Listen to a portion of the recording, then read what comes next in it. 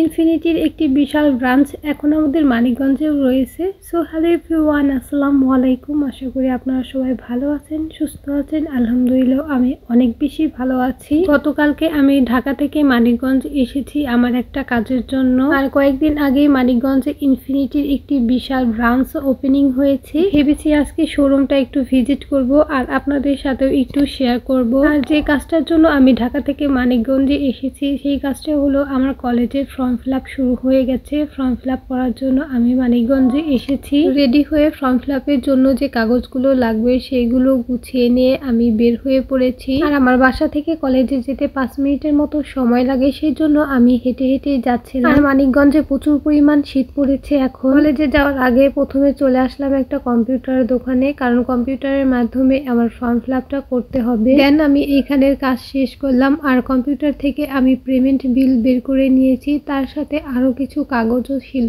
সবকিছু এখন আমি কলেজের ডিপার্টমেন্টে জমা দিব, সেজন্য আমি চলে যাচ্ছি ডিপার্টমেন্টে। আর অনেকদিন পরে কলেজে এসে বেশ ভালোই লাগছিল। ডিপার্টমেন্টে পেপারস গুলো জমা দিয়ে আমি বের হয়ে পড়েছি। আসার পথে ভাবলাম মেলা থেকে একটু ঘুরে যাই। এই মেলাটা সারা বছরই এইখানে হয়ে থাকে। যারা মানিকগঞ্জে থাকেন তারা তো অবশ্যই এই মেলাটা দেখে চিনতে পেরেছেন। আমার তো মেলায় ঘোরাঘুরি করতে অনেক বেশি ভালো লাগে। আমার মতো কে কে মেলায় ঘোরাঘুরি করতে অনেক বেশি পছন্দ করেন তারা অবশ্যই কিন্তু কমেন্ট করে জানাবে। এইখানে হিজাবের অনেক ধরনের কালেকশন ছিল, তার সাথে ওয়ান পিসেরও অনেক ধরনের কালেকশন ছিল। মেলাতে তো খুব একটা ভালো কোয়ালিটি জিনিসপত্র পাওয়া যায় না, তবে যা ছিল মোটামুটি ভালোই ছিল। সবকিছুই মেলায় পাওয়া যায় আর মেলাটা সারা বছরই এইভাবেই থাকে। আর এইখানে অনেক ধরনের ছোট ছোট কানের দুল ছিল, আরো ছিল হিজাব পিনের অনেক কালেকশন। আমি সবকিছুই ঘুরে ঘুরে দেখতেছিলাম। আমার কাছে জিনিসগুলো দেখতেও অনেক বেশি ভালো লাগে। অনেক তো মেলায় ঘোরাঘুরি করলাম আর এখন যাবো ইনফিনিটি শোরুমে। আর এটাই হলো ইনফিনিটির একটা বিশাল শোরুম মানিকগঞ্জে, যেটা কিছুদিন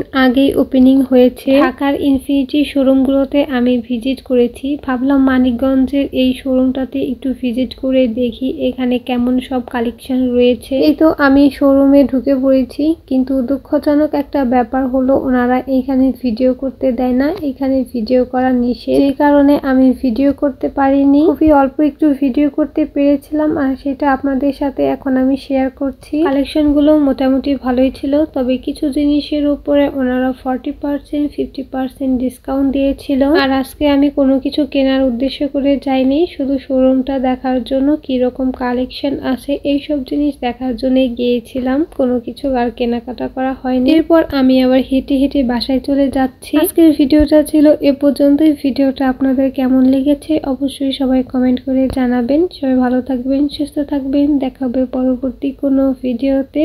আল্লাহ হাফেজ।